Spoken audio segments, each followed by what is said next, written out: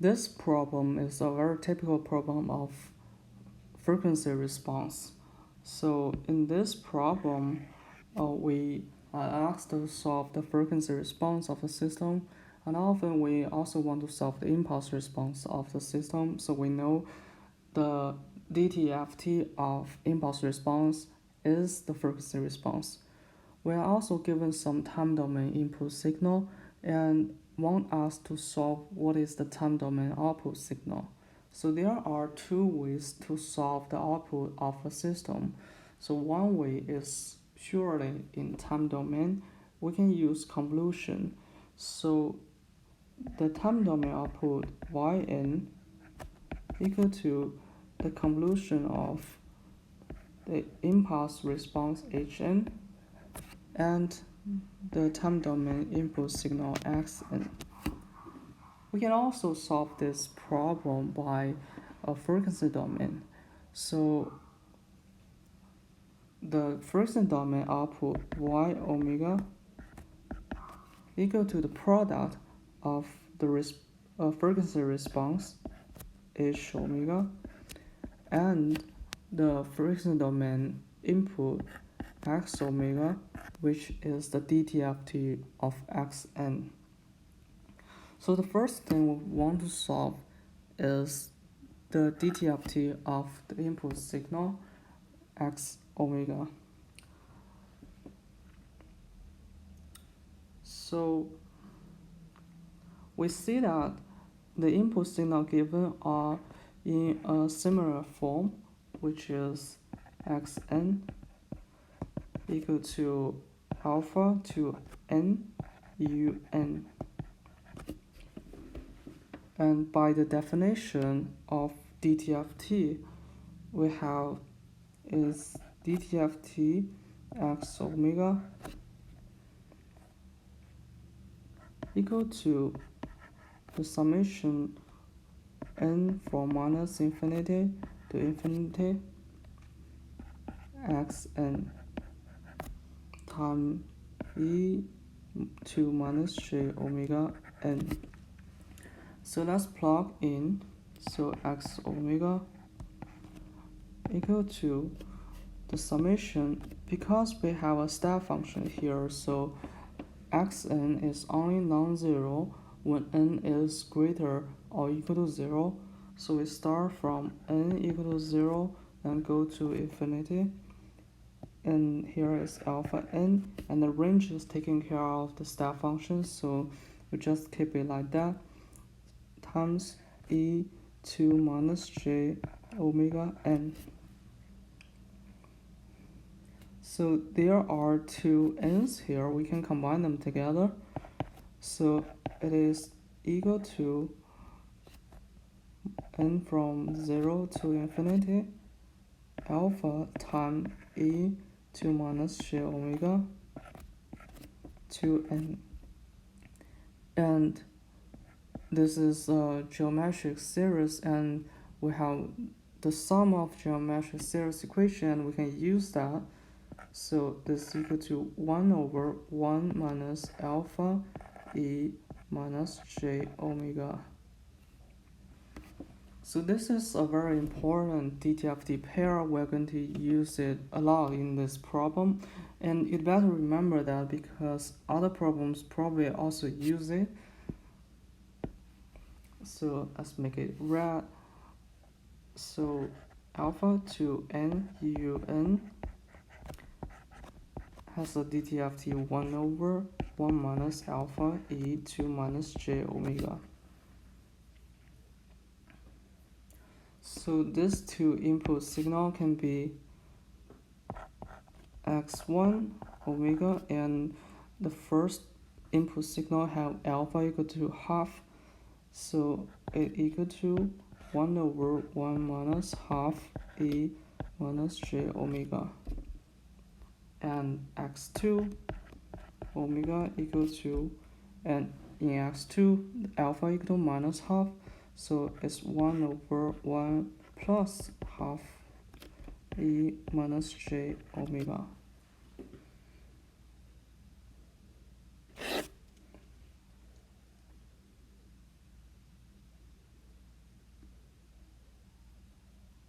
And the second thing we want to solve is the frequency response.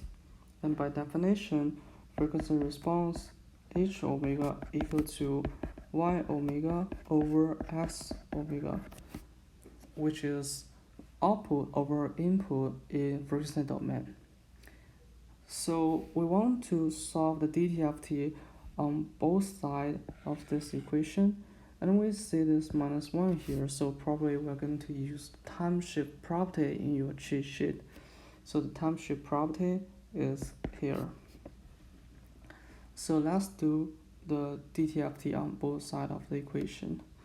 So first term is just y omega plus half, and by time shift property we have e2 minus j omega, and here NO is 1 here, so just keep it like that. Y omega equal to the right hand side is just x omega. So let's move y and x to the left hand side and all the coefficients to the right hand side. So we have h omega equal to y omega over x omega equal to the coefficient of x, which is 1 on the top, and the denominator is the coefficient of y, which is 1 plus half a 2 minus j omega. And if we want to solve an impulse response, we do the inverse DTFT of the frequency response.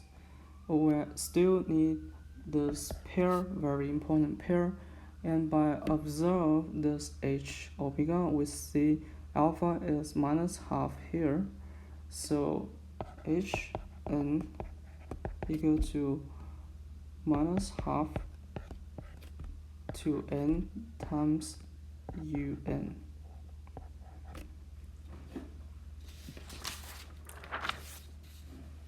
And then we can go to solve the output, and first we want to try the frequency domain. So let's try y1 first. Y1 omega equal to h omega times x1 omega, and we have already solved both of h and x1, so this equal to h1 is 1 over 1 plus half e2 minus j omega times x1 omega is 1 over 1 minus half e minus j omega. And if we want to solve y1 in time domain, we need to do the inverse DTFT of this product, but we cannot solve this product directly, so we want to split this product into two terms. So let's assume that this product equal to a sum, which is a over the first term is 1 plus half e2 minus j omega, plus the second term is b over 1 minus 1 over 2 e2 minus j omega. And here a and b are some scalars that we want to solve. And this summation will give us the denominator is just the product, which is the same as here, and the numerator will become a times 1 minus half e minus j omega and plus b times 1 plus half e minus j omega. So in each part we have the scalar term and the exponential term. So we want the coefficient of the scalar and the exponential the same as here. So the scalar is 1 and the exponential part does not exist, so the coefficient of the exponential part should be 0. So we have a plus b should be 1, and the coefficient of the exponential part is minus half a plus half b. It should be 0. And if we solve this equation set, we are going to have a equal to half and b equal to half as well.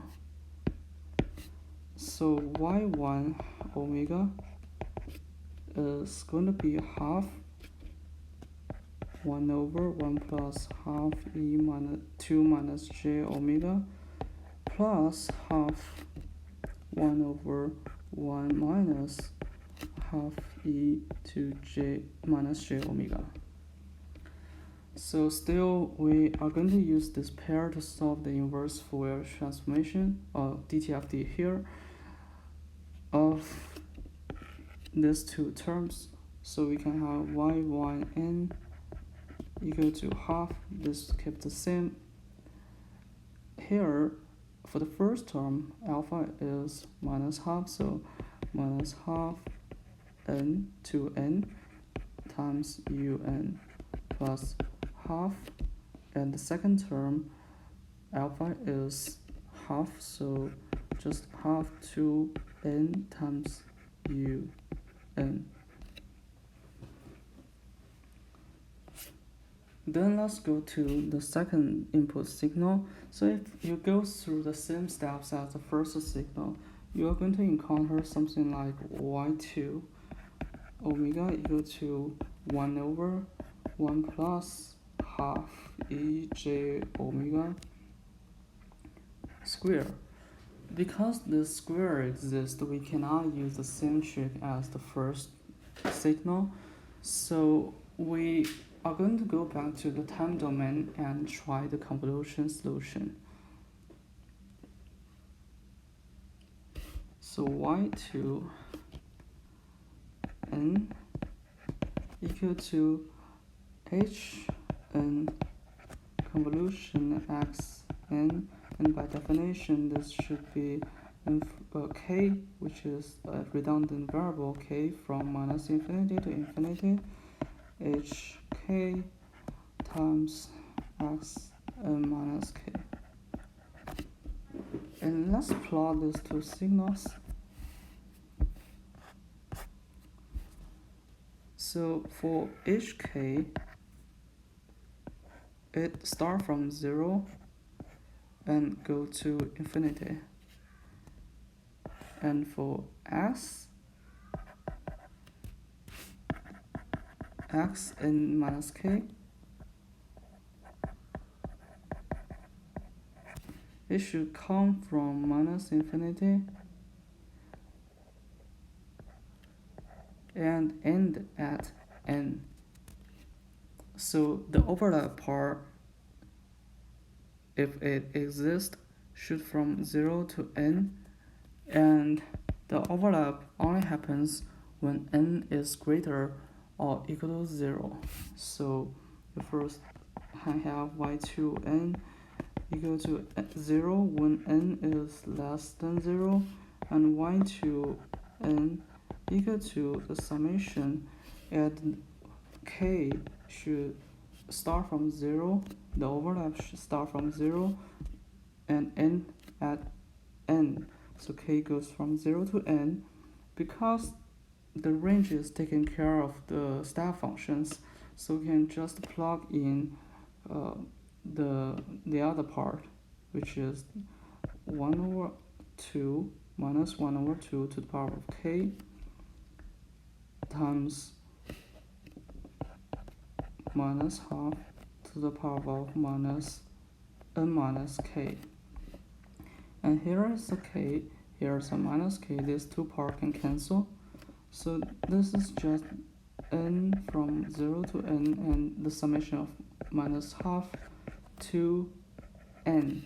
And we see inside here is nothing about k, so we just count how many terms are there. So y2n should equal to,